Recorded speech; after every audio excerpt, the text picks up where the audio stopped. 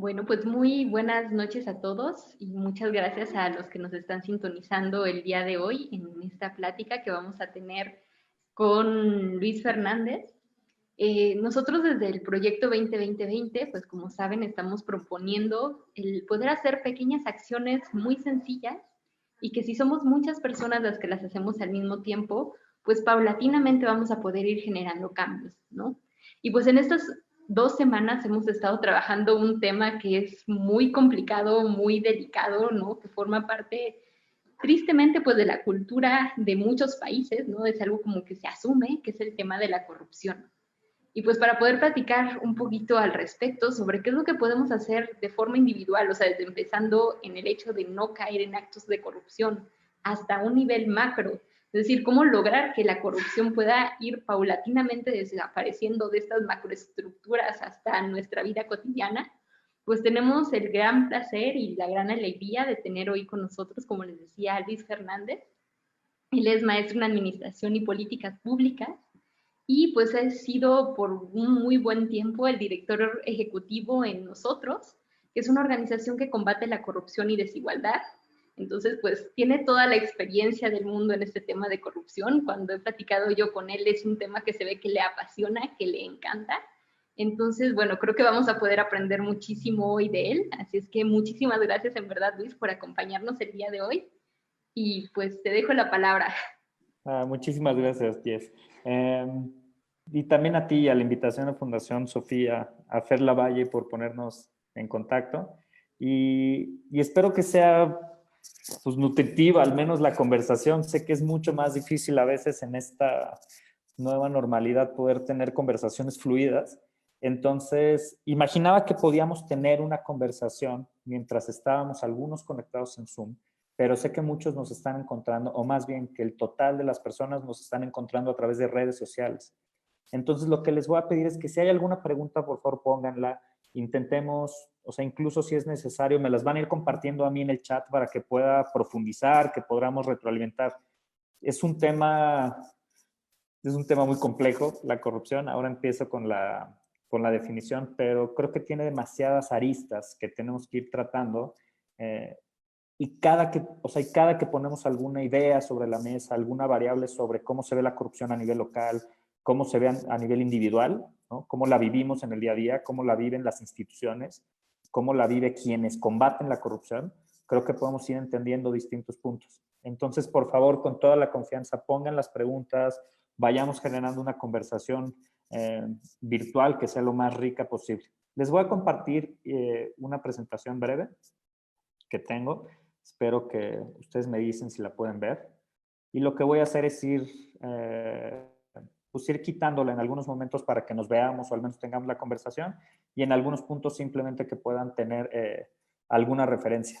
La idea es poder platicar de esto, es cómo combatir la corrupción en colectivo y arranco por la pregunta más importante, qué es la corrupción o qué podemos entender por la corrupción.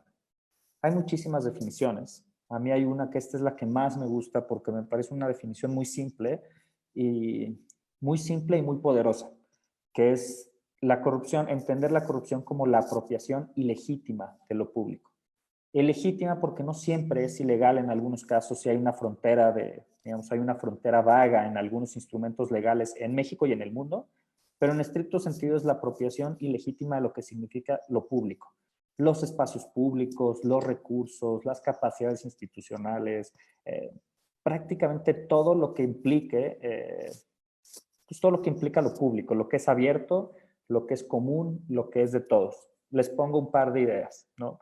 La apropiación ilegítima de los presupuestos públicos, que es uno de los tipos de corrupción que tenemos mayor referencia pues en México y en el mundo. La apropiación ilegítima de los presupuestos públicos es cuando alguien, digamos, tiene en sus manos recursos para una licitación, para proveer un bien y un servicio público, digamos, para ejercer la función pública y se lo apropia. Hay otros contextos, por ejemplo, en los casos de los sobornos, el cohecho, son cuando toman dinero para fines personales, por ejemplo, las multas, por ejemplo, los trámites legales en donde das dinero a un funcionario público para acelerar trámites, para evitar una multa, para evitar alguna sanción posible.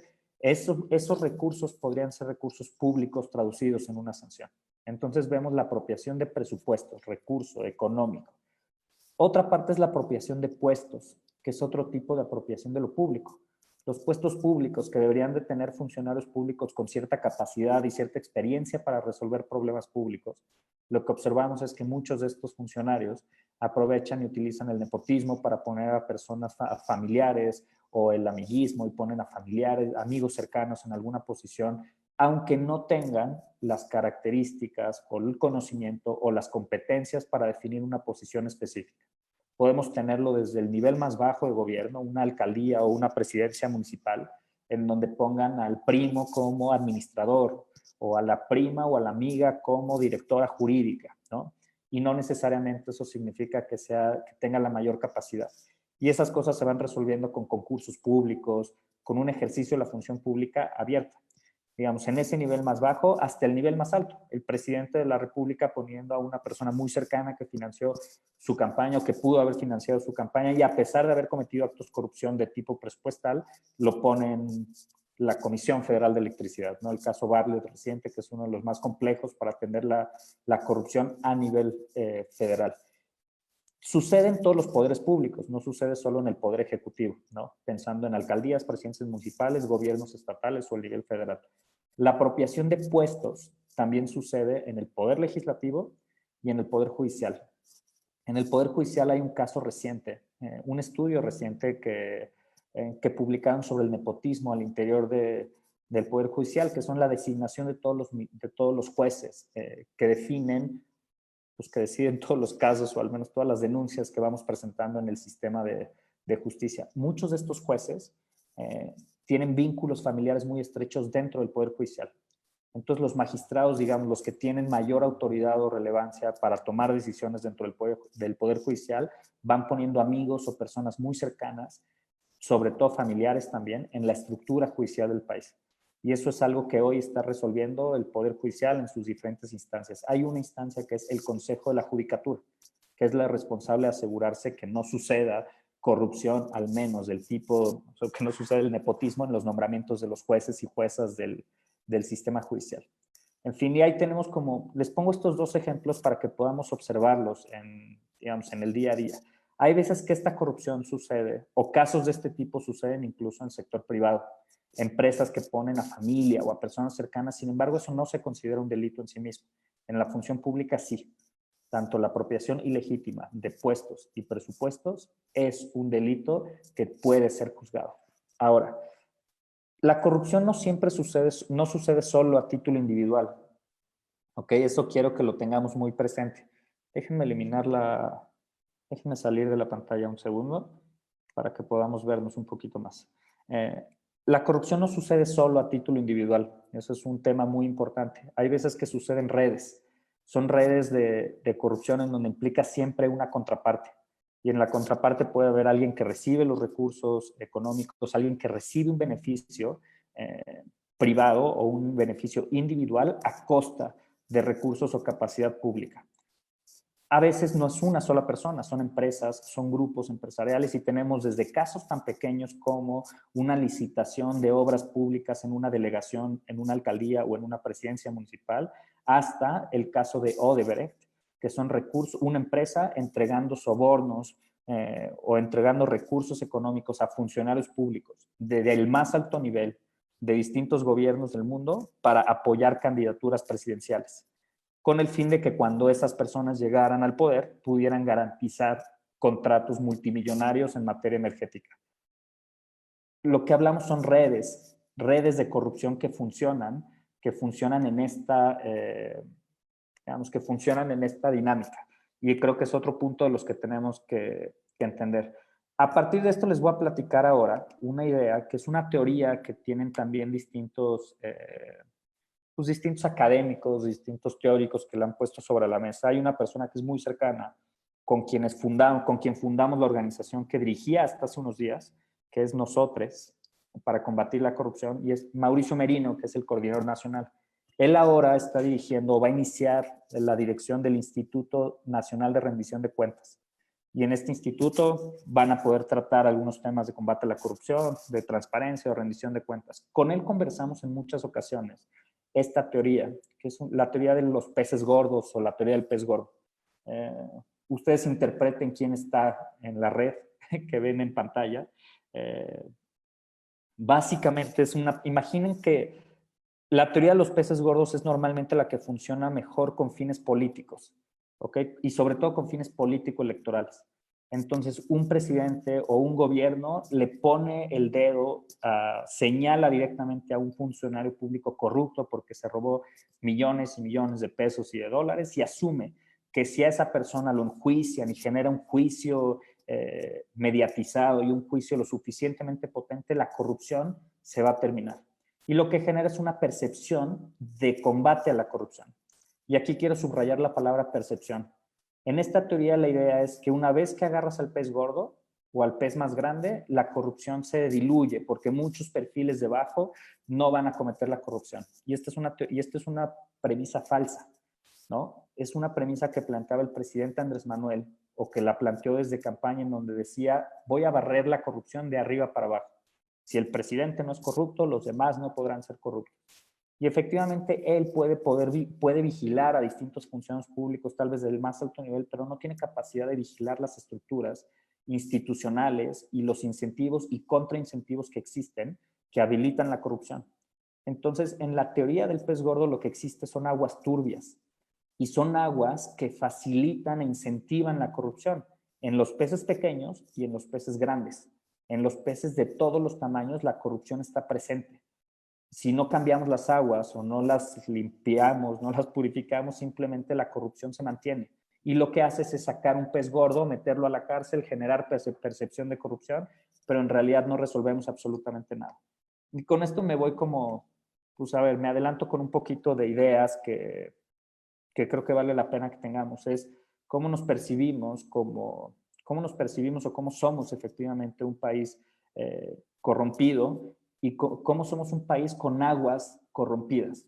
Siguiendo la analogía, pensando en las aguas turbias que existen en nuestro sistema político, en todos los niveles de gobierno, en los tres poderes de la Unión y en la mayoría de las dinámicas institucionales. Este es un proyecto que ven, el que dice Construcción sin Corrupción, se los contaré al final como ejemplo, pero el dato que quería compartirles es del lugar que ocupamos en corrupción, ¿no? Ocupamos el lugar 103 de 175 países, en donde lo que hacen es midiendo cómo se da la relación ciudadanía-gobierno para trámites, hacen encuestas a ciudadanos sobre cómo perciben o cómo viven la corrupción. Y prácticamente a muchas de las personas que entrevistas en México, yo creo que hay muy pocas personas que no conozcamos a alguien o que no hayamos vivido de manera directa la corrupción, ¿no? En materia de tránsito, en materia de algún trámite público, en algún hospital de algún familiar o sea, que estén atendiendo. Hay tantos espacios que generan corrupción que lo que deriva es en esto, ¿no? En una medición en donde la relación ciudadanía-gobierno tiene muchos componentes y muchas dinámicas corrompidas, en donde la función de gobierno para trámites y servicios o para la provisión de bienes y servicios públicos también está corrompida, para los procesos de licitación, para los procesos de asignación de presupuestos, para los procesos de vigilancia de presupuestos, en fin, creo que son tantos que podríamos hacer una lista muy larga. Otra cosa que quise hacer en la presentación, siguiendo la idea de la teoría de los peces gordos, les quise poner algunos casos enlistados de corrupción reciente. Todos estos son del gobierno anterior o de los años previos, pero este año tiene un listado también bastante largo que inició desde la administración con muchos casos que igual y les comparto ahorita. Aquí lo quise hacer con toda la intención porque aparecen los nombres y los apellidos y aparecen los montos de las personas que se han robado cantidades absurdas de dinero. Y tenemos al que fue gobernador de Veracruz, Javier Duarte, así como el puntero con los montos y con el cinismo total con el que se ha dirigido a la función pública, pero hay desvíos por 61,000 millones de pesos. Ese dinero sería suficiente, solo para que se lo imaginen en proporción, sería suficiente para darle alimento a 12.5 millones de personas por un mes o un mes y medio más o menos, para las personas que perdieron ingresos por la pandemia. Solo el dinero que se robó Duarte y que no sabemos para qué se ocupó. Se ocupó para las campañas del 2018, lo ocupó para campañas locales, para operar para miles de cosas pudo haber sido, pero entre otras tantas. Agarrar estos perfiles es indispensable y tienen que ser juzgados siempre, pero Javier Duarte no funcionó y no operó solo. Hay una red de operación dentro de Veracruz que fungió con muchísima capacidad institucional para desviar tal cantidad de recursos. Entonces, lo que tenemos que combatir para acabar con la corrupción es esa red de corrupción. E incluso les pongo un ejemplo. Personas que daban el 10% por un contrato, aunque fuera pequeño, en cualquier parte del gobierno de Veracruz, ¿no? A todas las personas o todo el tránsito o todos los policías locales que generaban un contraincentivo de corrupción y en donde tenían que dar dinero a las estructuras policiales del Estado que acababa en las oficinas del gobernador. A veces hay tantos ejemplos que podemos pensar que, bueno, aquí lo que ustedes van a ver son en total 18, si no mal recuerdo, 18 o 20 nombres más o menos, de gobernadores que se han robado recursos y que han estado en procesos judiciales. El mensaje que quiero compartirles es que no se combate la corrupción agarrando solo a los peces gordos. Brinco a otra idea. La idea más importante, creo que de todo esto, es cómo podemos combatir la corrupción. Y la corrupción no se combate solo no se combate solo agarrando a los peces gordos, se combate creando instituciones. Les pongo un par de ejemplos. Se combate primero denunciando todos los casos de corrupción que lleguen a nuestras manos. Ahorita les explico cómo está funcionando ese proceso en el país, porque siempre estamos con la pregunta de qué puedo hacer yo desde mi propia posición, qué puedo hacer yo desde la posición de autoridad en la que estoy. O sea, ¿qué puedo hacer yo para acabar con la corrupción? ¿No? Alguien nos pregunta ahorita en las redes si creemos que sea posible acabar con la corrupción en algún momento en México. La respuesta es sí, la respuesta es tenemos que lograrlo, porque la verdad está en nuestras manos también lograrlo y está en nuestra capacidad colectiva de generar costos políticos y sociales tan altos a la corrupción que podamos terminarla. A veces hay muchos países que les ha costado mucho trabajo lograrlo. Les voy a poner dos ejemplos concretos que conozco muy de cerca. Son un país que es muy parecido a México, con niveles de corrupción más o menos similares en toda la función pública, en la dinámica cotidiana, todos, que es Malasia. ¿Okay? Es un país que está en el sureste asiático y de Malasia es más o menos la misma dinámica. Hace como 50 años ya se independizó Singapur, que está abajito de Malasia. Y Singapur cubría exactamente la misma, pues cumplía básicamente los mismos valores y los mismos criterios. En Singapur lo que hizo el presidente, o en ese momento el primer ministro, que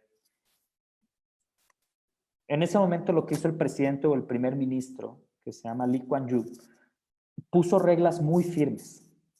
Y la única petición que hizo a su gobierno pues digamos, incluso con sanciones físicas en algún momento, pero con un costo social muy alto para la corrupción. Eso no quiero decir que las sanciones físicas sean viables, eso no es opción. Lo que quiero decir es que el presidente en ese momento lo que dijo es todas las personas van a cumplir la ley. Quien no cumpla la sanción que esté predefinida se va a hacer valer y van a ser multas altísimas para todos esos casos. Y lo que hizo fue empezar a cumplir la ley. Los primeros 10 años se mantuvieron los mismos niveles de corrupción que en Malasia. Los siguientes 5 años empezó a bajar poco a poco. Cuando ya cumplió más, unos 20 años de gobierno, la corrupción ya la había logrado erradicar en una primera generación. Y lo que hizo fue seguir con el mismo criterio, de forma que las personas cuando cometían un delito o cuando cometían una propuesta incluso de corrupción, la sanción llegaba en ese momento. Entonces lo que hizo fue crear una estructura política con valores muy definidos y acabó con la corrupción. Se tardó casi 20 años o 25, pero lo logró.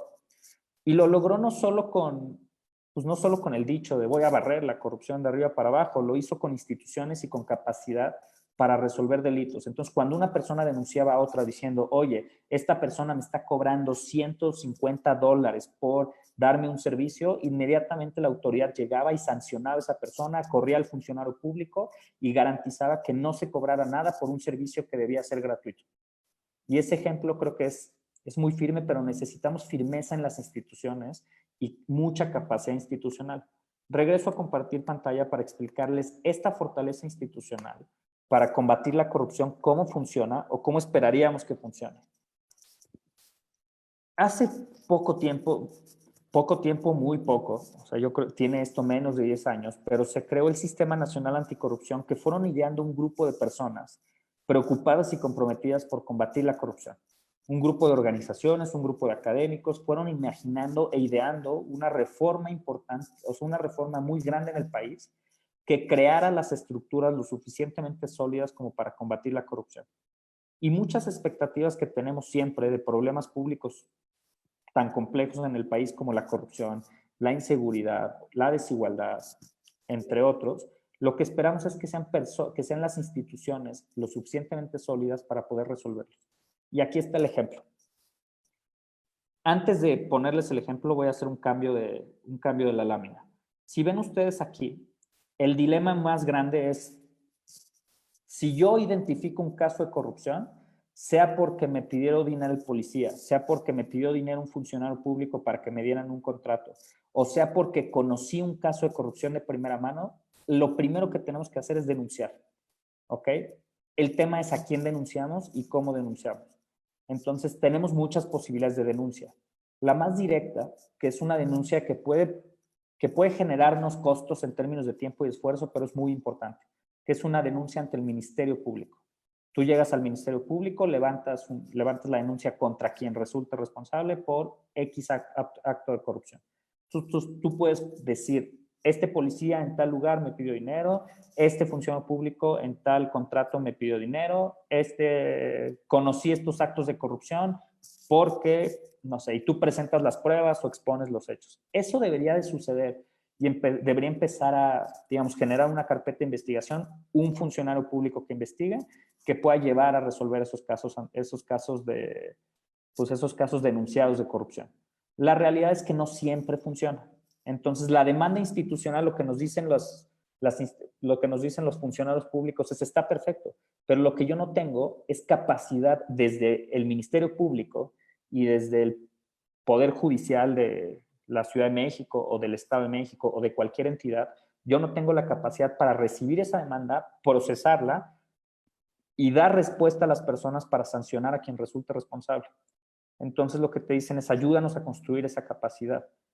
Esa capacidad sucede, o sea, esa capacidad es muy limitada en el país, lamentablemente, no solo para delitos de combate, no solo para casos de corrupción, sino para la mayoría de los delitos. Y eso es muy grave porque tenemos niveles de impunidad altísimos. Entonces, lo que tenemos que hacer es que esas instituciones funcionen y presionar mucho para que funcionen, ¿ok? Si ustedes ven aquí, puse 4 ideas que son un tanto complejas, igual no profundizo tanto en ellas, pero lo primero es lo que les decía, el sistema de persecución criminal tiene muy bajas capacidades, ¿no? Entonces tú denuncias y nadie abre tu denuncia para ver qué pasó, no van a entrevistar a las personas, no hacen una investigación lo suficientemente seria. Entonces, digamos, en consecuencia, la idea es poder fortalecer esas capacidades institucionales. La segunda es tenemos un sistema acusatorio no consolidado. Entonces, y que eleva mucho los estándares para probar. Les pongo el ejemplo. El sistema acusatorio actual, la idea es que tú puedas hacer una denuncia y se resuelva lo más rápido posible. Entonces llaman a las partes, contrastan las partes y esperarías que lo resolvamos pues tan pronto como sea posible. Cada parte presenta las pruebas. Tú dices, claro que este policía me pidió lana, el otro te va a decir, claro que no, aquí estás grabado con el celular, el otro no va a tener nada que hacer y generar una sanción. La idea de acelerar los procesos y la capacidad nos puede ayudar a resolver casos, no solo de corrupción, sino delitos graves, ¿no? Como robos con violencia, como extorsiones, como secuestros y otros. Pero la corrupción, o sea, ahorita les cuento, pero se han creado instituciones que les llaman fiscalías anticorrupción, que son fiscalías especializadas en eso. Entonces, lo que nos toca es usarlas como ciudadanos, echar mano de estas fiscalías y denunciar casos para que estas fiscalías se activen y funcionen. ¿Va? Hasta antes de la reforma que les contaba del Sistema Nacional Anticorrupción, nunca se había perseguido penalmente la corrupción, nunca. Entonces, pues era difícil porque no estaban como delitos, no estaba estructurado un sistema que te garantizara seguimiento completo, aunque los delitos estaban establecidos. Entonces, no eran, por ejemplo, el delito de cohecho, el delito de soborno u otros, no eran prioritarios para los ministerios públicos. Entonces, simplemente los delegaban y no había ninguna estructura institucional de investigación criminal que tomara los casos de soborno, los casos de cohecho. No funciona. Lo que tenemos que hacer es depositar en eso y poner en esas manos Y lo último son en los casos de alto impacto que existen contrapartes, ¿no? En los casos de alto impacto que existen contrapartes muy fuertes, ¿no? Que son, por ejemplo, casos demasiado políticos o muy politizados. Esos casos politizados, pues son algunos de los que les contaba hace ratito. No profundizo más. Esta lámina que no les dé pavor, se las explico rápido, que es medio compleja, pero esto es una de las ideas que se ha construido. ¿Cómo combatir la corrupción? La respuesta institucional del gobierno y de muchísimos actores sociales fue esta. Pongamos a un grupo de ciudadanos que tengan autonomía de gestión, que tengan independencia, que pueden presentar denuncias de combate a la corrupción, que pueden iniciar procesos de investigación y que pueden identificar cómo activar los procesos y las instituciones que van a resultar en sanciones. A ese le llamaron el Comité de Participación Ciudadana del Sistema Nacional Anticorrupción. Quiero que sepan que esta tabla que están viendo en la pantalla es el resultado de lo que está establecido en la Constitución. Y modificar la Constitución no es fácil. Esto fue una locura de reforma. Cuando se instituyó este sistema, todos pensamos que era la salida más potente para poder resolver la corrupción. Les adelanto una mala noticia y una mala conclusión, pero la bronca que tenemos en México no está tanto en el diseño institucional que podamos tener, sino en el uso de las instituciones, por un lado, y en que las leyes no se conviertan y no sean letra muerta. Y las leyes se hacen letra muerta y las instituciones se quedan vacías porque no las ocupamos como ciudadanos y porque nos da a veces pavor y las sentimos tan distantes de nuestra cotidianidad que es muy difícil echar mano de ellas. En ciudades como la Ciudad de México o en ciudades grandes como Guadalajara, Monterrey, sentimos la dimensión de las ciudades tan grandes que no logramos identificar la cantidad de instituciones que existen, pero que deberían de servir para combatir la corrupción. Regreso a la presentación. La idea era que todos estos ciudadanos pudieran presentar denuncias y que existiera esta que ven aquí en pantalla, una fiscalía especializada en combate a la corrupción a nivel federal y a nivel estatal. Todo esto se replica en las entidades federativas, ¿ok? Que los tribunales se llaman tribunales de justicia administrativa, funcionen. No profundizo, tampoco quiero hacerlo como una conversación muy técnica. Son 7 instituciones: los tribunales, los responsables de la transparencia, los responsables del gobierno federal, los responsables del Congreso de la Unión, que son la Auditoría Superior de la Federación, y el Poder Judicial. Entonces tienes a todas las instituciones sentadas a la mesa que podrían activar procesos de combate a la corrupción. Aquí es a donde a mí personalmente me gustaría ver que se estuvieran resolviendo casos como los de Bartlett, casos como los de Odebrecht, casos como los de las compras de pipas en Nueva York, en donde esperaría que ciudadanos pudieran meter a este comité SOS y todas las instituciones tomen responsabilidad. Empezó a funcionar muy bien el sexenio pasado y en este sexenio lo que hicieron fue desestimar completamente el sistema. Entonces, estas instituciones no se están juntando, estas instituciones no necesariamente se están coordinando u operando, y hay algunas cosas que funcionan y otras cosas que no. Entonces, cada quien, una vez más, está operando desde su propia, ahora sí que desde su propia discrecionalidad. Básicamente esto que les cuento, estas instituciones, la idea es que puedan, que se repliquen los sistemas locales en prácticamente todas las entidades federativas. Entonces, si nosotros hacemos una denuncia ante cualquier ministerio público, lo que debería suceder es que la Fiscalía de Combate a la Corrupción de esa entidad tome el caso, convoque a las distintas contrapartes y lo puedan resolver lo más rápido posible.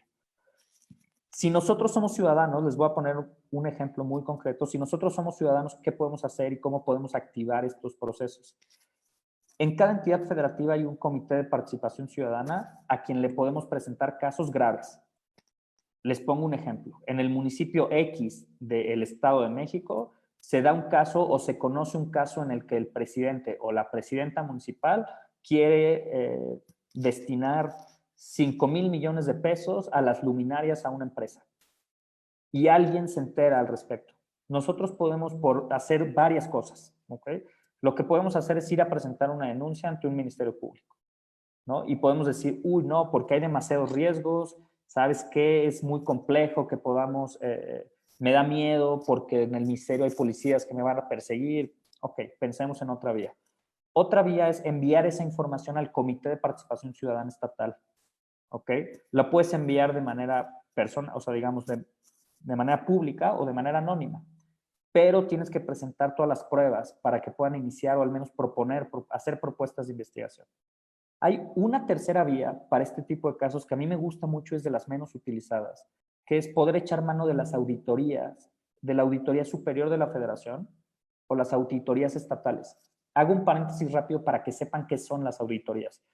Imagínense que están los tres poderes de la Unión. Tienes el Poder Judicial, el Poder Legislativo y el Poder Ejecutivo. El Poder Legislativo es responsable de vigilar el funcionamiento del Poder Ejecutivo en muchas cosas. Una de ellas es el presupuesto. Entonces, el Poder Legislativo tiene una oficina que se llama auditoría. A nivel federal se llama Auditoría Superior de la Federación. A nivel estatal son otras. Es la Auditoría Superior del Estado, la Auditoría del Estado de Jalisco, no importa. Cada congreso tiene su propia auditoría. Tú puedes presentar una petición ante esa auditoría diciéndole: sé en dónde se están robando recursos del Ejecutivo, y esa auditoría está obligada a presentar una auditoría, que simplemente es una revisión de cuentas, y hacerla pública.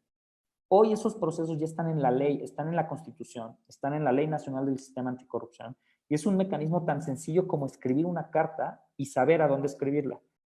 Sé que no es tan fácil porque no es que sea contraintuitivo, simplemente no sabemos usar las instituciones como ciudadanos, esa es la realidad.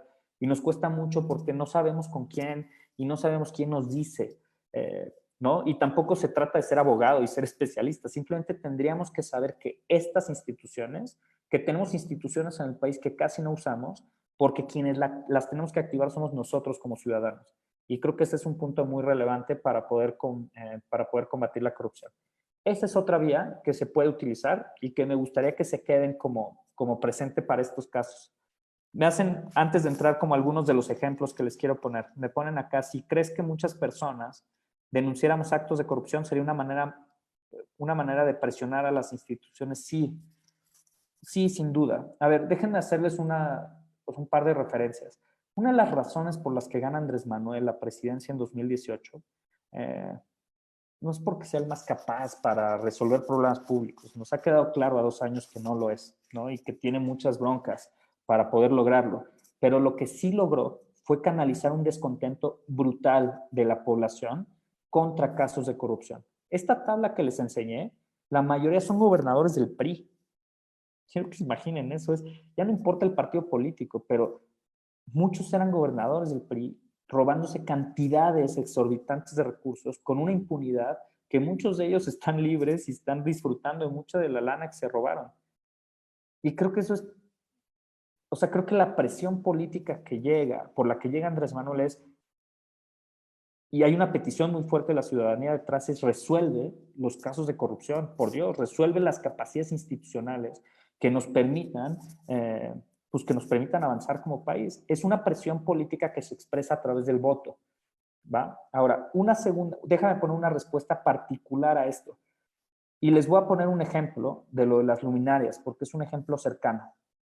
En la organización que dirigí hasta hace unos días, tenemos un representante en Chihuahua, que integró un colectivo y que integra un colectivo muy fuerte en Chihuahua. Chihuahua. Y este cuate, junto con varios colegas, se da cuenta que la presidenta municipal se quiere robar 6,500 millones de pesos.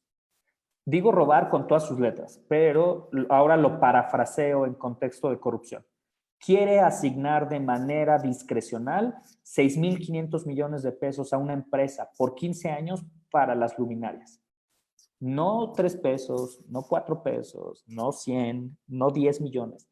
6,500 millones de pesos que nos cuestan de nuestros impuestos. Y estos cuates empiezan a investigar la empresa. ¿Quién es la empresa? Pues resulta que es de un compadre cercano de la presidenta municipal, que es un cuate que ha ayudado a financiar campañas para gobernadores en Chihuahua. Entonces, enterarse de eso implica que es un actor que está relativamente enterado de lo que está sucediendo en su comunidad. Y se entera por un regidor que está en la dinámica política. Entonces, lo que hace es articula, o sea, nos busca y busca muchas más personas y dice: oiga, ¿qué podemos hacer?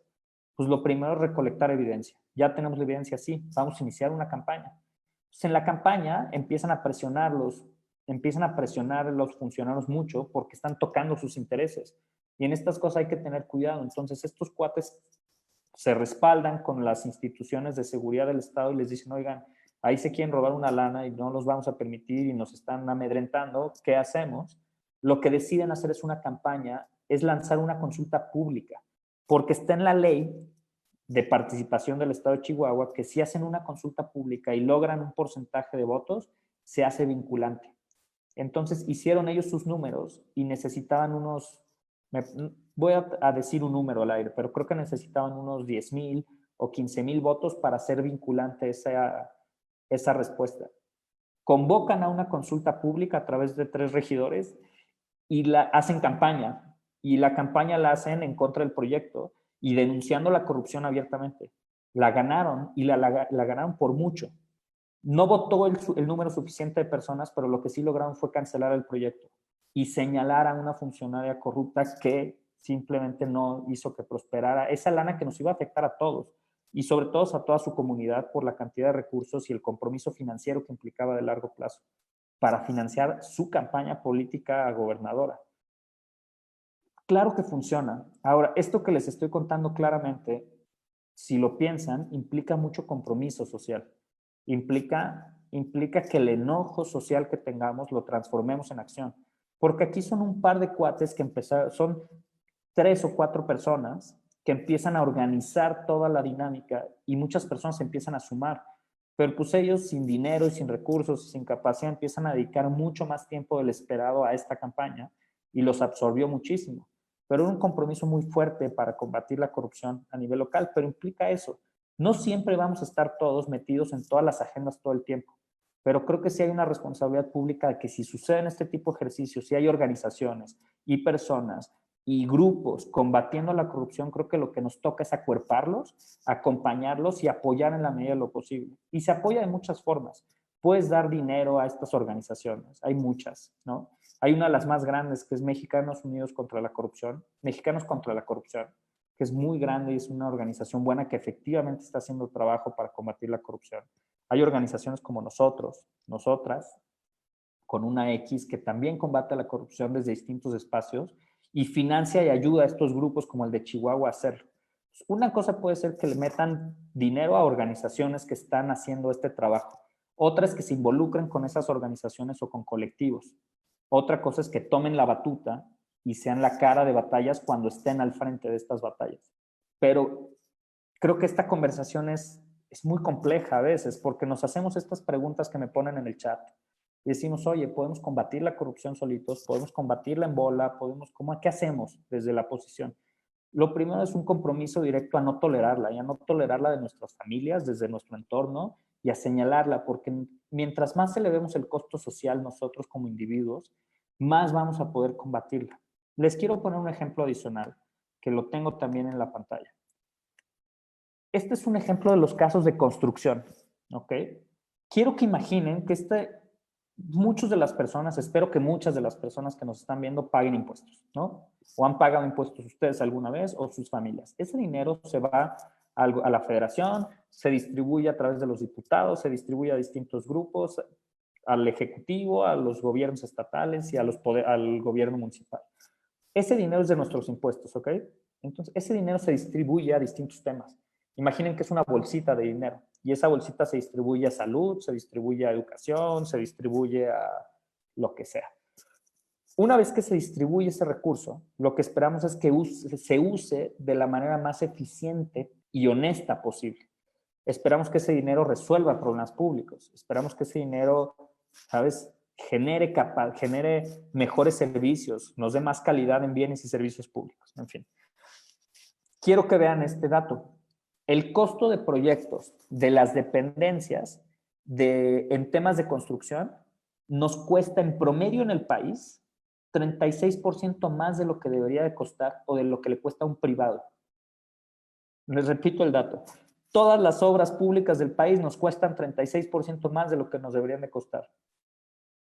Me parece absurdo, ¿saben? O sea, solamente imaginarme la cantidad de dinero me da coraje, me enoja Y no es un gobierno, son 2.456 gobiernos municipales, son 32 gobiernos estatales y un gobierno federal. El promedio de todos ellos nos está costando 36% más.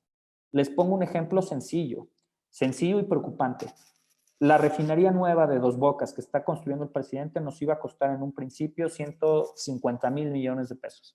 Hoy está en 190,000 millones de pesos.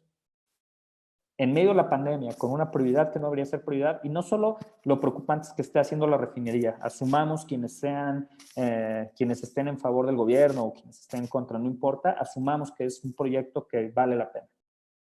La diferencia de costo es más o menos este porcentaje. Y ese porcentaje se va en sobrecostos, se va en corrupción, se va en microcontratos. Es una locura, la verdad. Es una locura. Entonces, los tiempos de entrega, por ejemplo, de estas obras se tardan 126% más del tiempo estipulado. Entonces, es una locura que si tú estás entregando una obra, imagínense cualquiera de ustedes que son profesionales, les piden un trabajo y te dicen, te voy a pagar 100 pesos por hacer este trabajo. Chingón. Entonces, tú de repente pasa un día y le dices, oye, ¿qué crees? Que ya no cuesta 100 pesos, cuesta 136. Y había quedado de entregártelo mañana, pero discúlpame, ya no me da tiempo, te lo voy a entregar en 3 días. Básicamente es eso. La pérdida de profesionalismo, la pérdida de capacidad, la pérdida de legitimidad, es una locura. ¿Va? Entonces, es un dato que me gustaría que tengan presente. Entonces tienes, por ejemplo, les pongo otro ejemplo, los actos de corrupción en México. Estos datos que están viendo en pantalla son lo más recurrente que hay en el país, ¿ok? Entonces dice, de acuerdo a la encuesta de corrupción de 2017, todas las unidades económicas consideran que los actos de corrupción se producen por estos temas. Agilizar trámites, evitar multas o sanciones y obtener licencias o permisos. Agilizar trámites, quiero que piensen cualquiera, ¿eh? Hay uno, por ejemplo, que me acaba de tocar de experiencia personal. Tengo una hija recién nacida de 2 meses y medio, más o menos. Y tuve que ir a registrarla, formalmente, pues unos días después de que nació. En el registro, por estar en medio de la pandemia, estaban cerrados muchos registros públicos. Entonces te mandaban a uno en especial y te pedían que hicieras fila. En medio de la pandemia, a las 6:30 de la mañana, con tu hijo o hija, te formaras para que te dieran un boletito a las 8 de la mañana que abrieran y te decían a qué hora podías llegar. Claramente esa fila tenía un costo, ¿no? Entonces tú podías saltarte esa fila con un costo. Podías, una vez que entras, no ir a esa fila y pagarle dinero a un funcionario público que está ahí para que tramite un trámite que debería ser gratuito como el registro de NIMS, ¿va? Entonces, básicamente en esa dinámica, se da un trámite tan básico como el registro como sacar un acta de nacimiento, en donde se dan muchos espacios de corrupción. La respuesta que yo tuve para poder evitar eso, ¿sabes? Es pedirle a una persona, es pagar el mismo costo que te hubiera costado dar la mordida, pero no aceptar la corrupción. Entonces decir, a ver, tengo 2 opciones. Voy y me paro yo a las 6 de la mañana, ¿ok? Te paras a las 6 de la mañana, vas y le pagas a una persona que hace filas a las 10 de la mañana o te esperas por el trámite hasta que vuelvan a abrir todos los registros públicos. Mi respuesta fue muy sencilla. Le pago a una persona que forme a las 10 de la mañana, pero no lo va a pagar a un funcionario público. Ya que te dicen la hora, te dicen, puedes traer a tu hija a la 1:15 de la tarde. Vas, llegas a esa hora y te hacen el trámite. Y a esa hora ves una fila alternativa de personas que están pagando un trámite, insisto, que debería ser gratuito. Bueno, pues en este tipo de trámites, que eso es de nacimiento, diario nacen no sé cuántos niños en el país, más de 1,000. Imagínense que todos estos niños están generando en el registro, en el primer trámite de vida que haces, estás generando un contexto fuerte de corrupción, ¿va? Entonces, tienes estos temas, o sea, tenemos estos que son algunos que les pongo, algunos ejemplos. Hay otro que son, por ejemplo, el origen de los problemas en la corrupción. Y es que con qué se relacionan algunas prácticas, al menos en el sector de la construcción, algunos obstáculos que enfrentan las personas, ¿no? Y el resultado de todo esto son obras de mala calidad, son prácticas poco competitivas, son obras inconclusas. Tienes otros, por ejemplo, que en 2016, también en materia de corrupción, de construcción, perdón, que en 2016 64% de las empresas mexicanas repito el dato porque quiero que lo dimensionen. 65 de cada 100, ¿ok? Empresas en el país dicen que los actos de corrupción se realizan al pagar o agilizar un trámite. Cualquier empresa. Quiero que piensen en la tiendita de la esquina que tiene que hacer un trámite para poder ser un comercio. Quiero que piensen en la empresa de alguien que hace textiles, en donde tiene que pagar permisos medioambientales, permisos de absolutamente todo tipo para poder garantizar, para poder garantizar su propia producción. Empresas de producción de alimentos, empresas de transporte, empresas de calzado, empresas campesinas. Piensen en la que quieran. 65 de cada 100 pagan mordidas, sobornos, sobrecostos por esos trámites. ¿Cuántas denuncias creen que hay de esto? Es más costoso denunciar. Tú denuncias y dices, puta, si denuncio me van a cerrar mi negocio, no me van a dejar seguir. Eso es exactamente lo que tenemos que romper. Y tenemos que romper ese miedo. Si nos por ejemplo, hay lugares espectaculares en donde se han organizado algunos pues vecinos locatarios y van y denuncian que el responsable de los trámites en esa zona les está pidiendo lana. Y lo denuncian públicamente y se acaba la dinámica ahí. Entonces, es importante que pensemos que este tipo de cosas sí terminan, ¿sabes? Que sí podemos combatir la corrupción en colectivo y que vale la pena intentarlo siempre, ¿va? En fin, creo que por ahí con estas cosas yo cerraría, ¿no? Es un poco lo que preparé para ustedes. Quería alimentar un poquito la conversación. Si quieren que abramos preguntas, respuestas, yo feliz. Les pido disculpas hace ratito por el ruido, pero estaban justo toda la gente saliendo de otra reunión. Pero pues bueno, es más o menos lo que les quería platicar. Espero haya resultado útil para todos. Muchísimas gracias, Luis. La verdad es que ha sido como muy, muy, muy interesante. Vamos a ver si nos mandan algunas preguntas, pero mientras yo te quería hacer una, justamente desde Sofía, pues uno de los temas que tratamos de abordar mucho, una de las maneras en las que creemos que podemos transformar muchas cosas es a partir de la educación. Tú, Okay. o sea, en tu experiencia, ¿qué rol crees que tenga la educación en todo esto? ¿Y cómo se te ocurriría, o no sé si conozcas experiencias de cómo desde las escuelas, o sea, poder realmente ir favoreciendo una cultura que, como dices, evite, ¿no? Que haya este tipo de actos. A mí me dejaste en shock con eso de que puede ser que la primera existencia legal de tu vida y esté ahí. Estés en un acto de corrupción. O sea, me Mira, parece muy triste, ¿no? O sea, y además tú como recién nacido no tienes en ese momento ni voz ni voto, ¿no? O sea, es una decisión de tus papás, pero está ahí. sí, en ese trámite, exactamente, y es triste desde que naces. Mira, igual puede haber uno anterior, pero son estas dinámicas en donde hay personas que pagan, por ejemplo, en los sistemas de salud público, que les piden lana para que tengan un mejor cunero, para que tengan una mejor enfermera, para que tengan una mejor atención. La verdad es una locura, pero es casi, pues desde antes de nacer estás ahí envuelto como en estas dinámicas. Triste, la verdad, pero bueno. La respuesta es que sí, claro que sí, siempre, o sea, siempre a través de las estructuras educativas podemos resolver muchos de estos problemas, pero también tenemos que entender cómo funciona nuestro desarrollo cognitivo, ¿sabes? Nuestro desarrollo como seres humanos. Hay tres cosas normalmente en el desarrollo de competencias y valores, sobre todo, que forman nuestra vida, que son nuestros pares, nuestro entorno, ¿sabes? Y nuestro core, que es la familia y la escuela, ¿no? Entonces tú tienes una cosa que son como tu familia, tu inmediatez, la dinámica, por ejemplo, con pares, con amigos, y el sistema, en donde podemos poner la escuela, donde podemos poner el programa escolar, el sistema de gobierno, muchas más cosas. Nos vamos alimentando constantemente de cada uno de estos puntos. Y en cada uno se generan percepciones, se generan incentivos y se generan contraincentivos de cómo nos movemos en el mundo. Una primera cosa es que como seres humanos nos dejamos guiar mucho por el ejemplo. Y hay seres humanos que tendemos a ser muchísimo más pragmáticos o que tienden a ser mucho más pragmáticos que otros, en donde el ejemplo y la respuesta a partir del ejemplo reiterado se hace sistemático. Y eso que se hizo sistemático se puede convertir en un hábito o pues en una reacción esperada. Entonces, cuando un policía detiene a una persona y hay un dinero por medio, sucede una vez con cierto costo social y cómo es posible que nos pidan.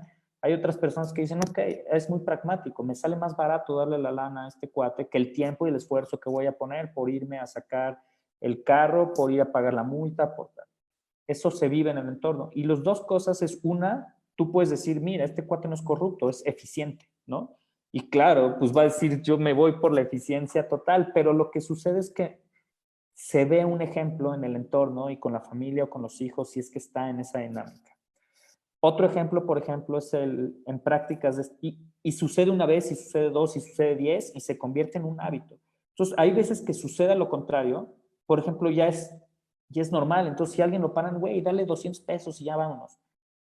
Entonces, ya está tan en el imaginario que eso sucede. Esta es una de las cosas básicas. Y ese dale 200 pesos para que se acelere el trámite es horrible, ¿sabes? Es horrible porque no debería suceder ni de un lado ni del otro. Pero dejamos que se mantenga esta estructura de incentivos tan fuerte que sucede. Me regreso al tema educativo.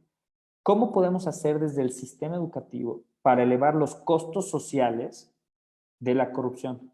Hay muchos ejemplos que se han intentado desde ahí. No sé si se acuerdan de algunos anuncios que salieron en algún momento en donde salían niños que le decían a su papá papá, tú eres corrupto, ¿no? Me acuerdo de la película del papá pirata, ¿no? De, papá, tú compraste la película pirata, Los ¿no? piratas se ven mal, pero tú como papá te ves mucho peor, ¿no? Exacto, exacto, exacto. Ese era el mensaje de cierre del comercial, ¿no? Así de, y tienes un papá pirata. Este tipo de cosas lo que hacen es justo intentar empatizar con los niños para que identifiquen, ¿sabes? Pues sí, con los niños para que identifiquen estas prácticas como prácticas antisociales, como prácticas que tienen un costo social grande y que sus padres y que su entorno se comporte así es inadecuado. Entonces, hay niños que efectivamente les pesaba, ¿no? Pero también tú tienes un sistema. Déjame ponerte el otro ejemplo. Es que son problemas que se entrelazan. El tema es que tú también tienes un sistema demasiado desigual en el país. Entonces, ante una desigualdad tan profunda, el acceso a distintos bienes y servicios, tanto públicos como privados, resulta que también están condicionados por tu nivel de ingreso y por tu zona en la que vives. Entonces, un niño, imagínate un niño de la sierra o un niño pues sí, de una comunidad marginada en las afueras de Oaxaca, como ciudad, o de las afueras de la Ciudad de México, no nos vayamos tan lejos. Unas personas que vivan en Chalco, que vivan en Nesa, con necesidad muy grande, con un ingreso familiar de 4,000 pesos para una familia de 6 personas. Quiero que en ese entorno, donde tienes que pagar comida, transporte y cotidianidad y ropa y calzado, todo para 6 personas, quiero ver qué película pirata van a comprarse o no van a comprarse. Si van a hackear y si es una, ¿sabes? Como claramente también hay dimensiones de esto. Entonces tenemos que entenderlo con la desigualdad. Ahora, eso no quita que el sistema de producción de películas piratas pues, también esté pésimo y que tengamos que generar sanciones específicas para ello. ¿Sabes? Eso no. El Estado tendría que estar funcionando en esa dirección. Antes de regresar al tema del Estado, me regreso al tema de educación. La educación te funciona en esas campañas, claro, para poder generar empatía y costos sociales más altos. En la escuela hay prácticas complejas, porque tú observas el nepotismo a veces, en donde el director de una escuela pone algún familiar o algún amigo en alguna posición para dar clases o tal. Ese ejemplo es muy duro, porque va en contra de toda la formación que puedas estar teniendo.